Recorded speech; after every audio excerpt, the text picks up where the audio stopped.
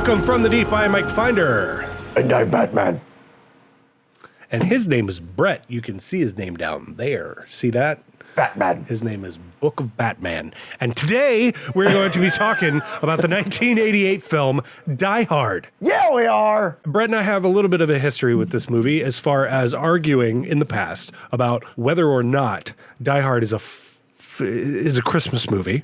And it totally is. And you're wrong. And in the past, I have said that no, it's not, and you're f***ing dumb for thinking otherwise. Well, then you think our viewers who think that are dumb too. No, just you.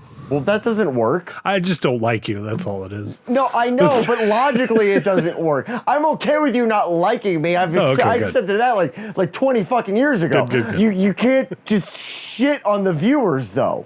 I'm not shitting on the viewers, only you. Anyway, I would like to get down to brass tacks here and talk a little bit about Die Hard. We're going to review the movie, and we're going to talk about whether this is a Christmas movie or not. Now, it's going to be short because it is. Before we get into this, I want to do just a little bit of housekeeping here. If you're only listening to us on your favorite podcast app, make sure you go check out the YouTube page From the Deep, where you can find all sorts of content on that page that is not going to make it over to the podcast page. Also, and I'm glad you reminded me about this last time because we don't usually bring this up. The YouTube page gets our podcasts 1 week earlier than the podcast feed does. And we do that simply to just keep some sort of exclusivity on the YouTube page for at least a week. So it gives you more of a reason to go check out. Go, like he said last time, please go watch us. Please. Yeah. Well, and because as our good friend Jonas said, you won't get to see my beautiful face if you just listen to us. That's not what he said. Really, this podcast is about my beautiful face. That's what it's really always been about. We talk about movies all the time, but really, who wants to miss this?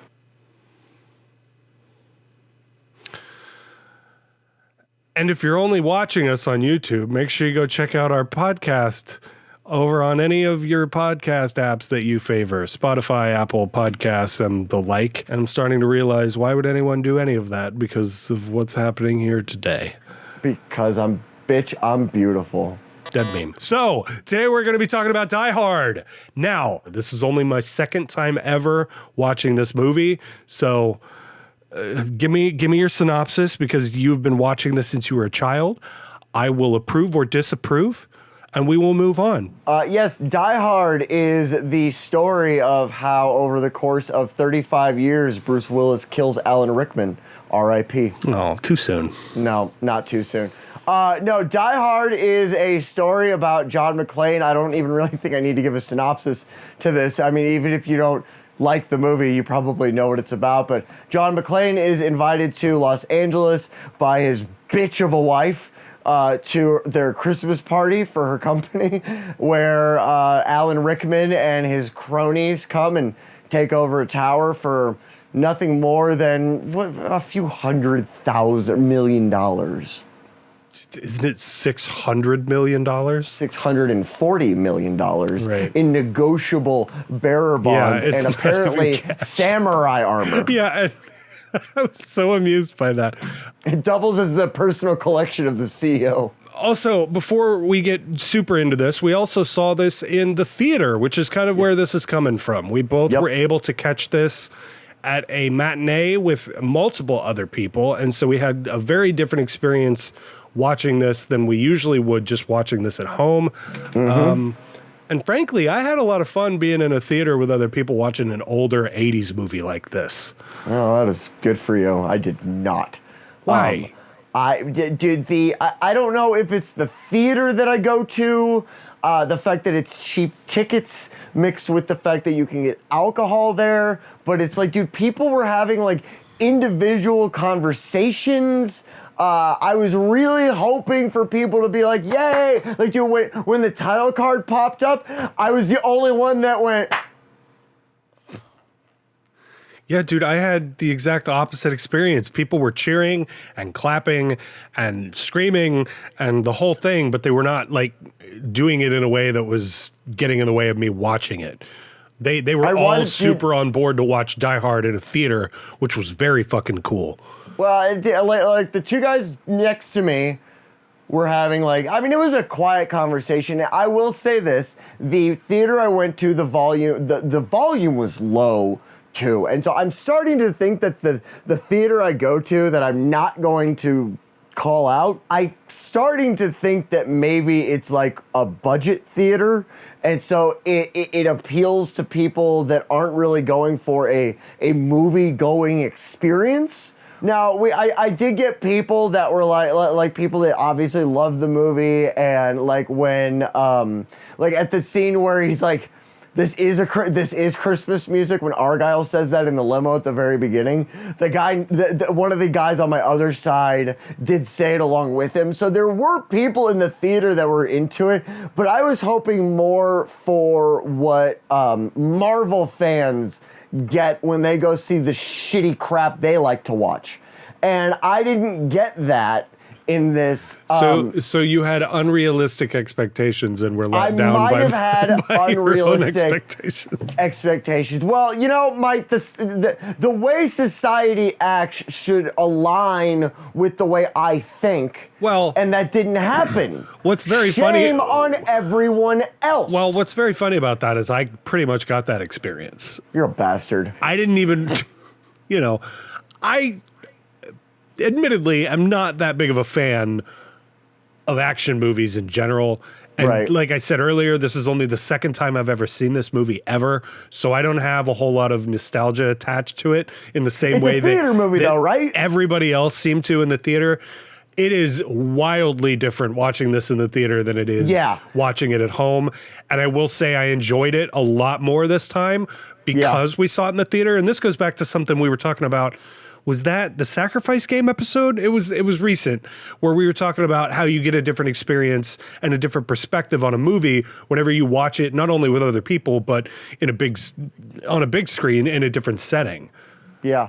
Well, that's true too, and that's the thing is I still really enjoyed seeing this in a theater. I want to make that clear. Yeah. Like the preconceived notion of what other people should be doing that I wanted other people to do by no means ruined this experience, except the two next to me that wouldn't shut the fuck up. I haven't heard the word in like 15 years. Let's jump over to the podcast drive-in here and see what they're saying about it. Die Hard from 1988. It's rated R. It's 2 hours and 12 minutes. He looks like he's making fart noises right there. It does look like he's like, oh, I shit myself. This was directed by John McTiernan? Is that right? McClane. No. John McTiernan? No, his name is John McClane. Okay. And it was written by Roderick Thorpe, Jeb Stewart, and Stephen E. De Souza. Roderick always sounds like a Lord of the Rings character to me. Yeah, especially when it's followed up by Thorpe. And you better be English or British if your name's Roderick. And this obviously stars Bruce Willis and Alan Rickman. And it has an 8.2. And Bonnie Bedelia. It has an 8. Bonnie Bedelia. Okay, all right, fair enough. And this has an 8.2 out of 10 on IMDb. And the one-sentence synopsis says a New York City police officer tries to save his estranged wife and several others taken hostage by terrorists during a Christmas party at the Nakatomi Plaza in L.A. Nakatomi. So, okay, what we want to do here is talk about whether we like this or not. Obviously, everyone kind of knows what Die Hard is, but then what we're going to do is really get into the meat and potatoes and talk about if this is actually a fucking Christmas movie. So, why don't you give me your overall thoughts on Die Hard when everybody knows what it is already? Die Hard's fantastic. Like it's amazing. It's great. Die Hard is an awesome 80s action Christmas movie. Bruce Willis is awesome as John McClane. The thing I have always liked about Die Hard is it came out at a time when you had these like over the top action heroes, and he's very like grounded as far as his character goes. Like his character gets beat up like a lot of other superheroes or action heroes of the 80s did, but it slows him down at times. It affects the way he is operating rather than getting shot and just soldiering on. That's the thing I've always liked about John McClane is or at least in Die Hard 1. Die Hard 2 and onwards, they start really going into that like over the top action hero that, we're kind of used to seeing. But that's my favorite part about Die Hard is you get this like more grounded representation of an action hero in Die Hard. We've got Alan Rickman being Alan Rickman. He's great in this. Alan Rickman is absolutely phenomenal in this, but that's because Alan Rickman is always good. Alan Rickman, I've never seen Alan Rickman and not liked what he was doing, even if he was in a movie that I wasn't crazy about. Yeah, I agree with that. I think that this is a classic for a reason. I don't have the same nostalgia for it as everybody else in the world seems to. I feel about Die Hard kind of the same way I feel about Star Wars, where it's like... You just hate joy, though, no, so that's not really fair. I do, but that's not my point. My point is, like, everybody seems to love Star Wars a lot, and I watch it, and I'm like, oh, yeah, this is pretty good, I guess. And I watch Die Hard, and I feel kind of the same way, where I'm like, yeah, this is pretty good. And a lot of it is because I'm not looking through the lenses of nostalgia at it. So... like I said, this is my second time to watch it, and I enjoyed it a lot. I had a lot more fun with it this time than I did last time. And a lot of that is because we saw this in theaters. It was a lot of fun to see everybody else's reaction to this and jokes really landing and people getting really invested in the characters and what they were doing. Like you said, it does all the things affecting him is pretty different, especially for late 80s, early 90s action movies. If we go back and watch stuff like a Schwarzenegger movie, it's kind of that way where, he gets shot at, and he just walks around not really being affected by the things that are happening to him. And I think that's, what this movie does really well. But it's also too goddamn long. It's way too goddamn long for what it is.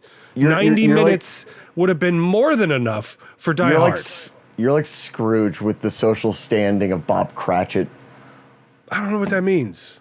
You're just angry. You don't like joy. Happiness eludes you. While you just sit at the bottom. This feels really mean. But all right. See what I deal with? Like this guy is just mean to me all the time, and I don't do anything to deserve it. And he pokes and prods all the time. And I don't do anything to deserve it. So anyway, Die Hard.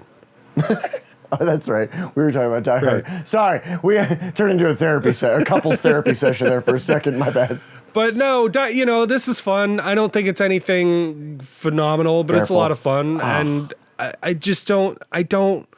Dude, it's good, but I don't get the obsession.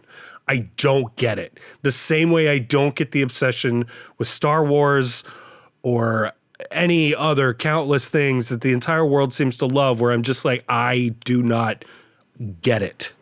It's almost like you're the one who's wrong. I'm not saying that I'm not, because apparently if we just go by numbers, I am wrong. But again, I like this. I just don't think that it's anything phenomenal. And frankly, being over 2 hours long, I'm just by the end so ready for it to be over. That I don't know, dude. I know that no one else in the world feels this way. I get it. But it's just, I was sitting in that theater having fun for the first hour and a half, and the last 45 minutes of it just keeps going, and I was just ready for it to be over. Well, but they had a budget to stretch out. What? I said they had a budget to stretch out. Yeah, and I was sitting there thinking, like, there are multiple entire scenes I could cut, and we could still end up with the exact same experience that we have. And you could cut out a lot with the Johnson Knott twins. I will agree with that. Also, the shoehorned in plot with the cop at the end where he gains his the ability to shoot people again. Like it feels real shoehorned in there at the end because of the one line that he says about it earlier. I don't know. He had something to protect. I get it. I get it. And at least it wasn't a child. That's true, but I would have really liked to have seen a flashback of that happening. That would have been hilarious. And to be fair, it was an Anglican white man. I mean, he kind of had it coming. Well, there you go. That's a take. So anyway, this is worth watching and it's good. And so now we can talk about why we're really here. Is Die Hard a Christmas movie? Yeah. You know what? So anyway, if you like the episode, go ahead and hit that like. You know what? After watching this in theaters, it's a Christmas movie. Yeah! Yeah! Woo! I paid so much more attention to it this time than I did last time. And so I caught all of the score specifically, which is what really sold it for me, where they take these Christmas songs and turn them into a score fit for the scenario happening. And it's subtle, but it fucking works. And that was the thing that really sold me on it. Can we admit that it's written really well? What? The score? The movie, just in general. Oh, I think the writing was really good. Like every time I watch it, I'm blown away by the symbolism that we have. Not like symbolism in like a really like existential sense, but as far as like how there's like a lot of little things like this. The script of this hits the beats of the script dead on, regardless of length. Like the beat, it hits those beats really, really well, I think. Yeah, I mean, the pacing itself is pretty good considering it's a 2 hour and 12-minute movie. Right. The pacing is pretty good. And the script is pretty good, too. I like the banter between all the different characters. I think it's really interesting and fun to watch.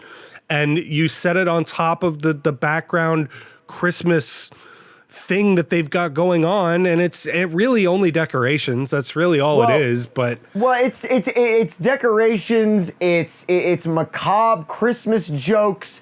It's Christmas music.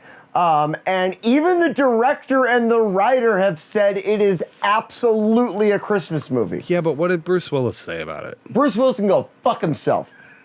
And to be fair, he probably doesn't even remember making this movie at this point. Okay, that's not nice. That's not nice at all. Sorry. There's a line and you crossed it. That was the line being crossed. You know what I've noticed? I've noticed that here recently, the line of what I say off camera has bled so profusely into what I've said on camera, and there's no guilt or shame. I'm not trying to guilt or shame you. I'm just saying it makes you a bad person. That's all. I don't care. All right, well, it's a Christmas movie. You wore me down. And so I guess let's rate Die Hard. That's it? What else do we say about it? It's a cop movie where the guy shoots and kills everybody. How about what changed your mind? Like because I know you paid more attention to it before, but before, what made you think it wasn't a Christmas movie before? Well, I mean, if we really break this down, what makes a Christmas movie is the thing being about Christmas, or Christmas tying into the story more than the first 12 minutes. It does. Does it, though, really? Well, yeah. I mean, like an hour and a half or like 2 hours in, the little girl's on camera going, "I want my mommy and daddy to come home for Christmas." See, but that's like bare minimum shit. That's like the ultimatum now. Like once she says that, it's like, okay, now we have to get through this to get home for Christmas. They have to get home for Christmas. My favorite part about that scene Jonathan Taylor is Thomas. They have to get home for Christmas. Fucking yuck. My favorite part about that scene is Alan Rickman doesn't even seem to notice that that's happening or put the pieces together until afterwards. And the little girl being on TV doesn't even play a part in why he puts those pieces together of who his wife is. It plays zero. It has zero impact as to Alan Rickman figuring out that McClane's wife is within his grasp. Oh, fuck, you're right. Like, it literally happens for no reason. That's a really good point. My thought when I had that realization, I was like, why did we even need to see her again? I mean, I guess it's to really drive home the point that they have kids at home, and that's an important thing that they don't want to get killed to get back to. But we already knew that anyway. Well, yeah, I mean, let's be honest. They don't need Bruce Willis. Bonnie Bedelia is making all the money. Yeah, and he hasn't been around for 6 months anyway. Well, because he's in New York protecting I know why. people. I'm just saying, like, they don't need him in general. They've been doing just fine without him. Yeah, that's true. So I don't know. I just don't. Yes, it's a Christmas movie because of all of the Christmas music, the decorations. When it takes place, it happens to be the story revolves around everybody being at a Christmas party. But it just doesn't feel. I don't get the want to like watch this next year just because it's Christmas. You won't be buying it in 4K? No. Looks really, really good in 4K. I know, I'm sure it does. I just don't have any interest in owning Die Hard in 4K. I don't even think I own it in general now that I'm thinking about it. It's actually better that you don't, considering you've seen it twice. I mean, that's fair. I feel like had I seen this laying around somewhere for a couple bucks, I would have picked it up on Blu-ray or something, but I apparently never did that. It's just every comment out of your mouth is fucking garbage. What? You know what? I don't. You know what you've done. I don't know what. You know what you've done. I will say this. Here is one thing that it made me realize. I would rather them re-release old movies in theaters moving forward than ever see another sequel, prequel, or comic book movie. I mean, I would rather them do this all day long. I'm really torn on this because it feels like the reason they started doing this is because the writer's strike and the actor's strike, and they had to put stuff in theaters over the summer, and they realized that they can make millions just re-releasing old movies, and the theaters are willing to do it because they sell popcorn and shit. Everybody in that theater had a large popcorn and a large soda and candy, except me. I didn't need anything. It was kind of weird. I brought in my own heroin. Well, considering the theater that you go to, that was probably on brand. Oh, dude, it was just I'm telling you, and what this really made me want to do is, since I do love Die Hard so much, it actually made me think, okay, this might actually be a good movie to test out going to other theaters, because I've never tested the same movie at other theaters because that's fucking expensive. And I think it might, but now more than ever. My ticket was so cheap at this one. I paid $7 to go see this. Dude, it's so weird you say that. I've been watching a lot of old Siskel and Ebert reviews, like on YouTube. Mm-hmm. And I watched one the other day where they were talking about this was from the late 70s. They were talking about the recent price raise of tickets in theaters to $9.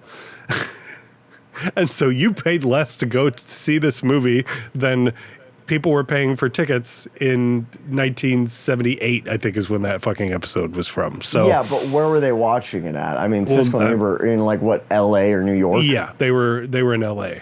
Yeah. Yeah.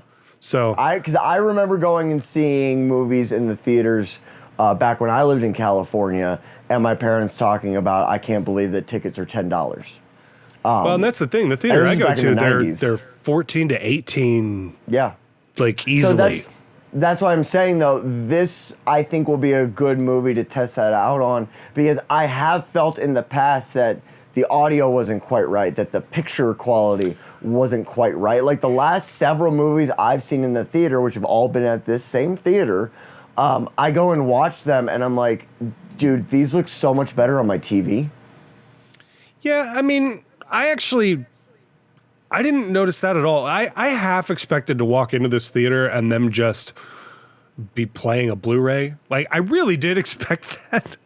It's a fair, given the state of the industry, that is a perfectly reasonable expectation. But it was film and it looked fucking incredible, the theater I was in. It looked really damn good. And dude, seeing like 80s grain, like film grain on the big screen was awesome, because every movie you go to now is so crystal clear and it doesn't have any grain even at night. It's the object of every cinematographer at this point to be as clean looking as possible all the time, always. And seeing a movie, so much of this movie is dark and grainy and just not perfect looking, that it's great. It was so cool to see an 80s movie on the fucking big screen. So I'm torn on this whole re-releasing movies into the theaters thing, because on one hand, like a few months ago, I was telling you, I went to go see Terrifier in the theater.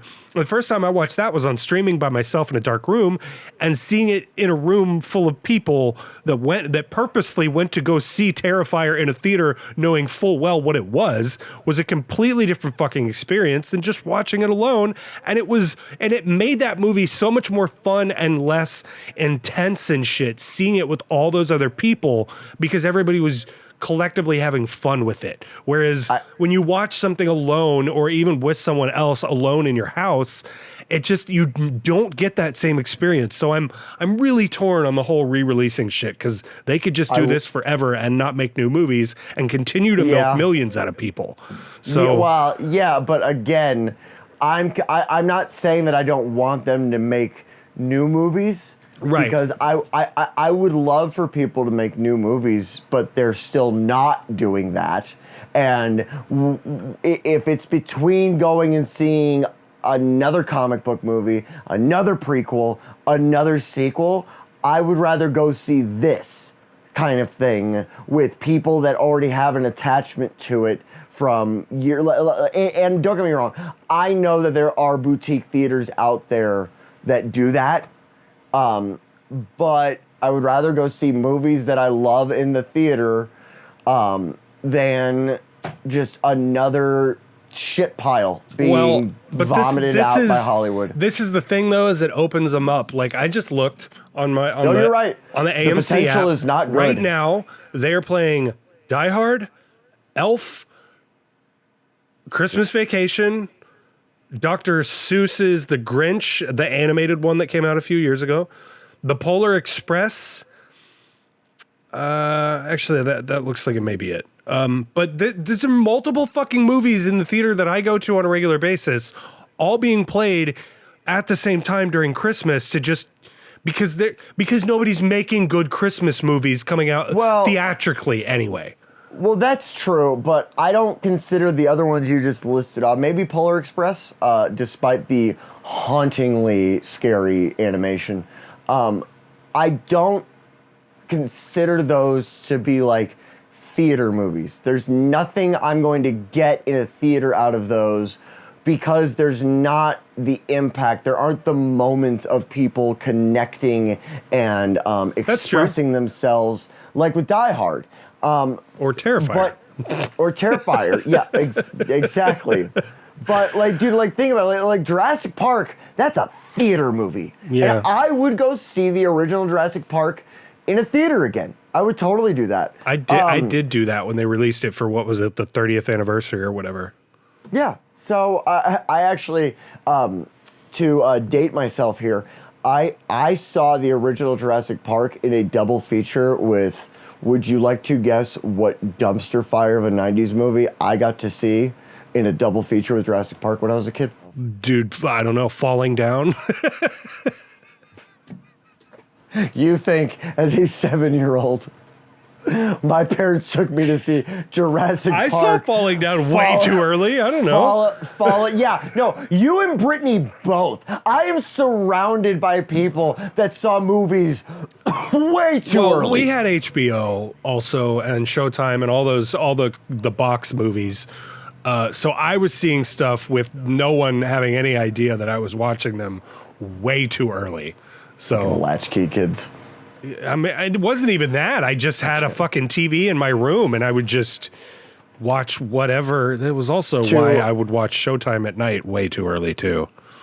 To bring this back around, I saw Jurassic Park in a double feature with the Mario Brothers movie. The one with action. John Leguizamo. Yes. Oh, shit. And you know what? I never would have guessed that. I loved it as a kid. I loved it. And then I rewatched it and I went, oh, that's what everyone's talking about. What do you mean? Everyone hates that movie. Why? I think it's fun. I don't know, because Bowser isn't Bowser. I mean, it's, for the most it's part, fun. I had fun with it when I was a kid. It didn't look like what I was expecting a Mario movie to look like. And and on that same note, had we gotten something like what came out this year, that Mario Brothers movie that came out this year when we were kids, my fucking head would have exploded. Yeah, that's true. The sad part is none of those kids give a shit about Mario. That's also true. This is again, and we could have a whole episode on this, but therein lies the issue with A, putting Chris Pratt in everything, and B, not putting real voice actors into animated movies anymore. You know, he's the new Garfield. Of course he is. That would be great. He's like, hey, I'm Garfield. I eat lasagna. Yeah, because Bill Murray wiped it from his memory. One of my favorite movie quotes of all time is Zombieland, where they go, "Do you have any regrets?" And Bill Murray's sitting there dying, and he goes, "Maybe Garfield." But I mean, all of this ties into what we're talking about. I don't know if re-releasing movies to the big screen is a good idea or not. On that same note, I will continue to go see the ones that I am interested in with if they continue to do this shit. What's also interesting, when I was at the theater, I saw a poster for they're doing like anime nights now, where they're like putting out Paprika and, you know, Miyazaki movies and all that stuff, like just in the theater for people to go see at random times. And all of this is probably just a ploy to get people back into a theater, regardless of how much money they're going to milk out of them. I don't know if this is coming from Hollywood or the theaters themselves going, let's re-release this shit. Everyone can make money off of it. But I am genuinely torn here on whether this is a good thing or not, because it sets a precedent for this being the thing that when they are not making any money on new movies, cough, cough, Disney, cough, cough, will just release a whole bunch of old shit and we'll make money anyway. And none of us need to be creative or make new things. Dude, I don't know how to feel about it. I saw a preview for the new Aquaman movie, and all I could think was, "You're still doing this, huh?" Jason Momoa and his cardboard delivery are still swimming under the sea, huh? I am a sack of potatoes. I mean Aquaman. Yeah, and what's hilarious about that trailer is Amber Heard is in like 3 frames of that trailer. Good. Fuck her. Fuck Heard. It's no, I'm not. Like we'll put Ezra Miller as the Flash with his fucking name and lights, but whatever. It doesn't matter. So, all right. Grape is fine, Mike. Well, let's rate Die Hard. I guess. Is that something anyone is interested in? Rate Die Hard and tell me your final thoughts. 9 out of 10. Oh my God. Die Hard gets a 9 out of 10. That's too high. It's got, you're too high. I mean, dude, it's fun. It's well written. It's well acted. The cinematography is amazing. It's a good movie. The mechanics of a good movie are in here. And I have a lot of nostalgia attached to it. I own it in 3 formats. And I love Die Hard. And that's the funny thing, though. Upon watching it in theaters, I noticed little things that I haven't noticed before, which like along the lines of like the news thing. Not that I noticed that until Mike just broke my brain a few minutes ago, but there were things in here that I did notice, and I was like the samurai armor in a multinational corporation's vault. I don't know why that's in America is my issue there. If they're gonna have that, he's not from America, Brett. It's to really help drive home the point that he's not from there and he runs that company. So therefore, he holds personal treasures in the vault. But he doesn't run the whole company. He even says that it's all based in Japan. Oh, that's true. You're right. But the vault is apparently his library, and he's just got his trinkets and collectibles in there. It would be like me taking all of my busts and movies and keeping them at my office on the north end of town. Yeah, I mean, you could do that. They'd be safer there, probably. What do you? Well, that's because I live in the ghetto. That's not the point, though. All right. Well, so 9 out of 10. 9 out of 10, and Mike gives it a 9 out of 10 too. He doesn't even need to tell you. Episode over. You're fucking welcome. So for me. 9 out of 10. I rated this way higher than I probably should have, considering how I feel about it. I think that it's a Christmas movie, barely, but it is a Christmas movie. I think it is fun. The dialogue's great. The cinematography's great. The action stuff is awesome and really fun. I think that the explosions and all the spectacle of the whole fucking movie is very cool. I like John McClane as a character. He doesn't, he's deep as a puddle, but we don't need him to have some great big story arc of where he comes around. He has a little bit of self-realization where he figures out he's been kind of an asshole to his wife. He does have more depth than like Rambo. Yes. Well, no, actually, if you go back and watch if you watch the first Rambo, there's a lot of depth in that last monologue. I need to do that. Yeah, dude, you did a really good review on that on your channel. Yeah. And it made me want to go back and watch Rambo. That movie, we won't go into it, but there's a lot of depth in that first Rambo. The sequels are a different story. But as far as this goes, I don't need John McClane to be a super deep character because he's just running around saving people and killing terrorists. And so, all in all, it's really fun. And I rated this an 8 out of 10. Nice. And coming around. Like I said, I think that's way higher than it deserves because it's 2 hours and 12 minutes. That's my biggest issue with this. Shut the fuck up. You don't get to give a subjective rating and then also shoot down that rating. No. I'm not doing that. I'm just saying my only real issue with this movie is that it's too fucking long. It's way too long. You just can't let things be nice. There's a reason I didn't rate it a 9 or a 10, and that's why, because it's too fucking long. That's the whole reason? Yes. It keeps going. So by that logic, and people just keep droning on and on and on about the same shit that we know. It's just... So by that logic, if it wasn't that long, you'd give it a 10 out of 10. If the pacing was better, we cut a lot of the scenes out that we really don't fucking need. Clean up some of the dialogue in places. Yeah, it would be a 9 or a 10 for me. Yeah. Could you say other than the pacing or other than the time, it's a 9 or a 10? Could you just say that sentence for me? No. So I can cut it out. Yeah, exactly. No, I'm not going to say that. All right. Well, if you like this, make sure you hit the like button. If you really liked it, make sure you hit the subscribe button because we got a lot more content like this on this channel.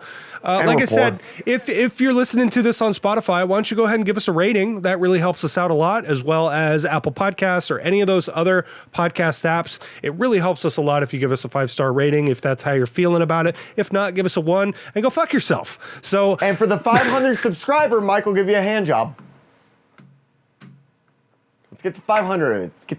Let's get those sexual activities on the go. I'm willing to do it. It's fine. Whatever. No, we can't say that because YouTube will be like, you're every sexual favorite. I'm the Mr. McGoo of websites.